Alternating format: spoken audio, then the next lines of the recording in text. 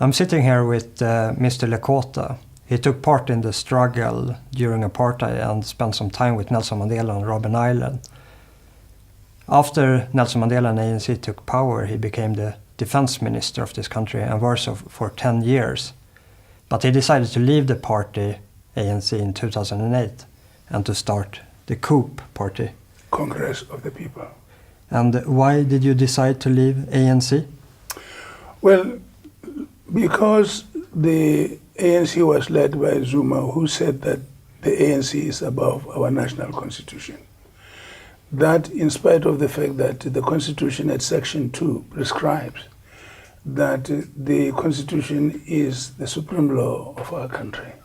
So we felt we could not follow a leader in a party whose outlook was that the ANC was above the national constitution.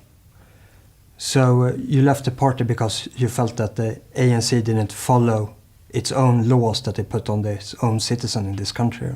Yes, indeed, that it had veered away now from what was negotiated and agreed at CODESA.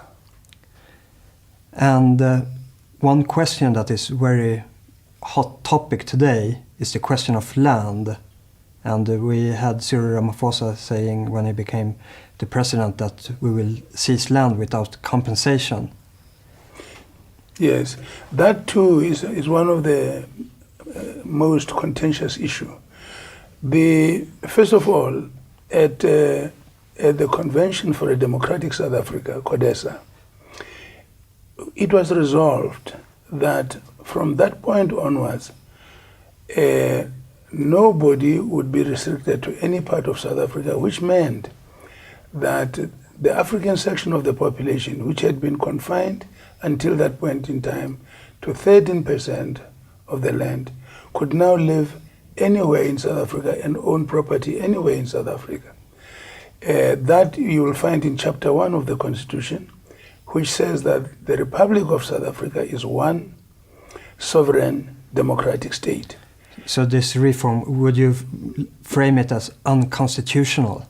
It's absolutely unconstitutional because Chapter 2 of the Constitution of our country, which is the Bill of Rights, prescribes that no one may be deprived of their property. Although expropriation of land is allowed by government, to be done by government, government can only do so on subject to compensation. Now, let me just complete my point that when we pass Section 1 and Section 3, which gives all South African a common South African citizenship, it also underlines that all citizens are entitled to the rights, privileges, and benefits of citizenship. The outstanding issue was how to correct the ills of the past, the violations that had been done.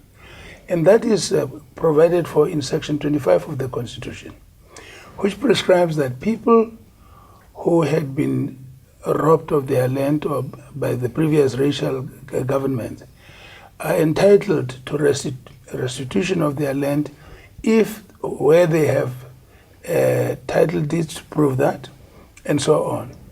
But secondly, because Section 25 commits the nation to reform and redistribution of land in South Africa, which means that the majority who had been confined to 13% may now be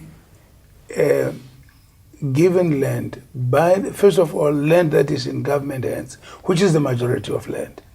Government is authorized by Section 25 to give this land and make it available to all the people, especially the black sections of the population. So why do you think the government is focusing so much on the white farmlands instead of redistributing the land that they already own? This is only because of corruption, frankly.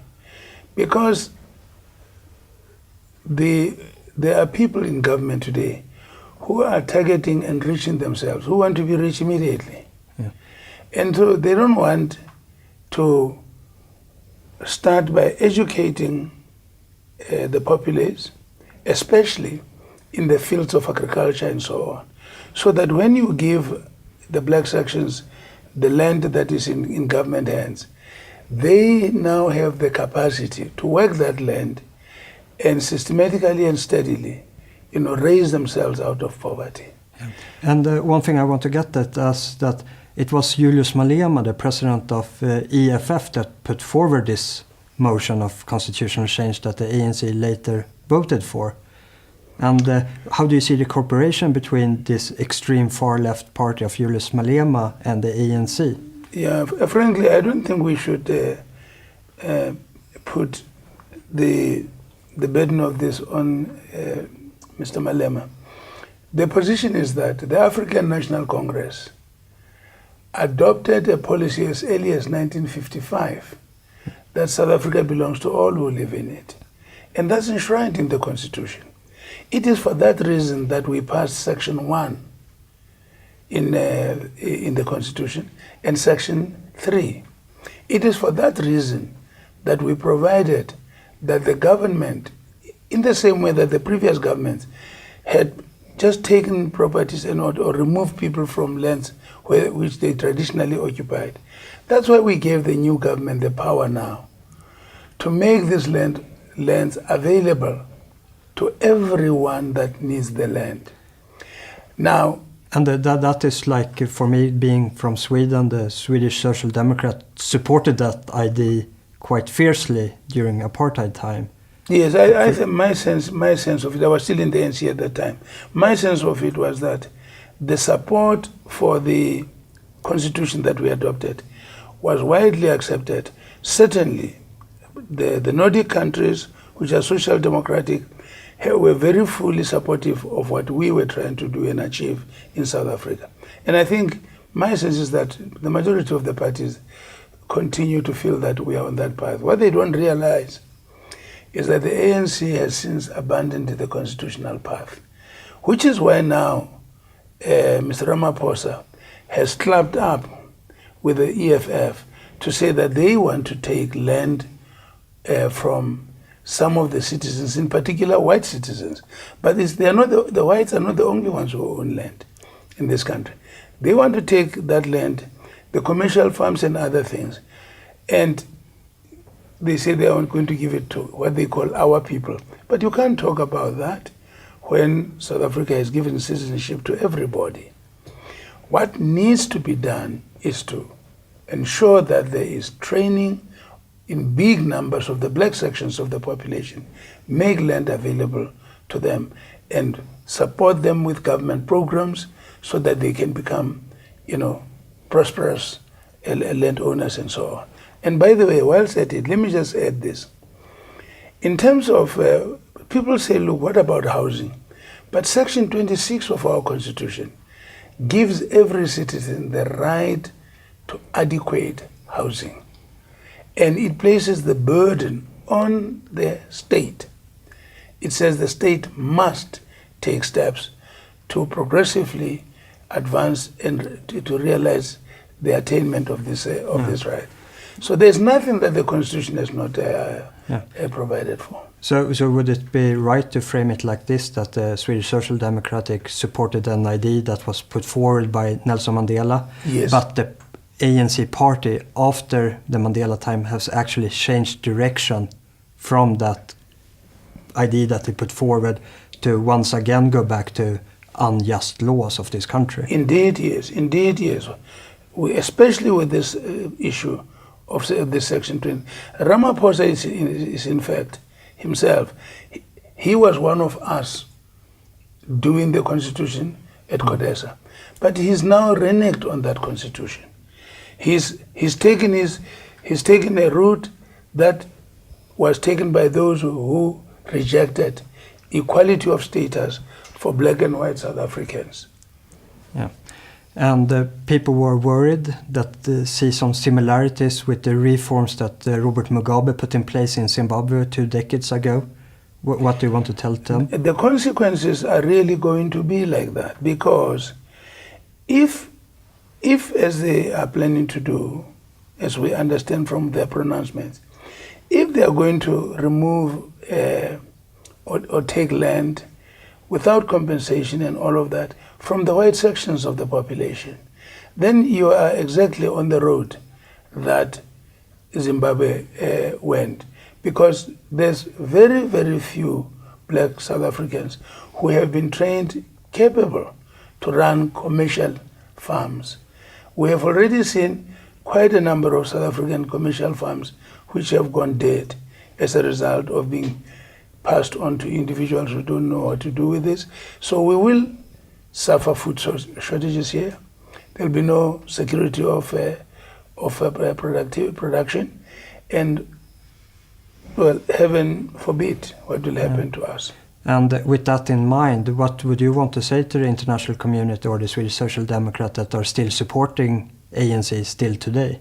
I would say that social democratic parties, international community, must, when they make a determination whether they want to support any instance in South Africa, they must satisfy themselves whether who they support stand on the Constitution or support the Constitution that was adopted at Codesa, which united the people of our country, or not.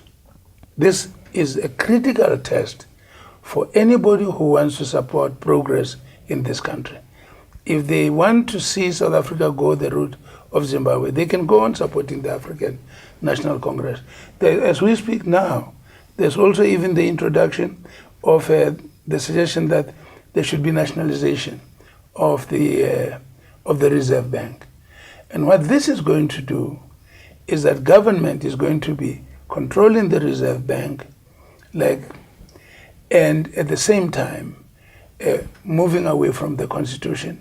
And what we can foresee is that South Africa's currency is very, very likely to lose its value, and the investments that are in this country are going to lose their value, and there's going to be general chaos. I met with Professor Koos Malan, is a professor of law at the University of Pretoria yesterday, and he said that the South African constitution of this country actually is being ruled in today by ideology rather than by the rule of law. Well, I'm sad to admit that I can only agree with him, because if the ANC is not following the Constitution, what are they following? This declaration that the ANC is above the Constitution of the country can only mean that the ANC is now managing this country like economies and countries were controlled in the former communist countries of the East, where the Communist Party was the law. What it said went, no constitution. And we are now being run outside of the constitution, and we have a constitution, but no, the ruling party does not follow that constitution. Yeah. And you yourself, of course, have a major experience of being in opposition due to your time in apartheid.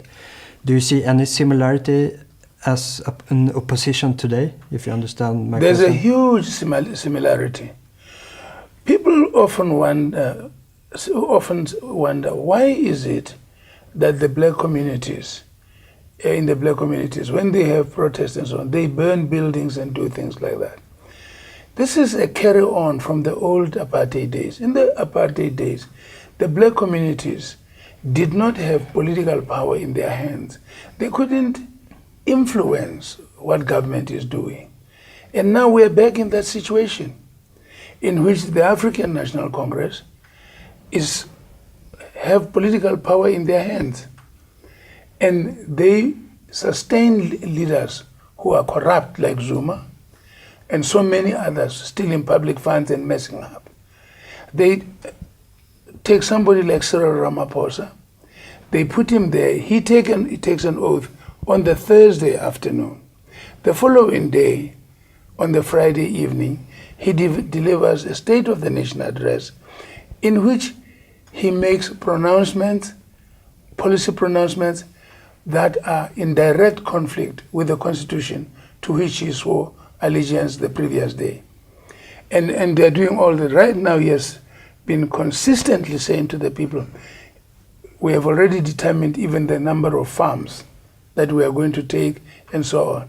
Parliament has not made any decision that it is amending the constitution.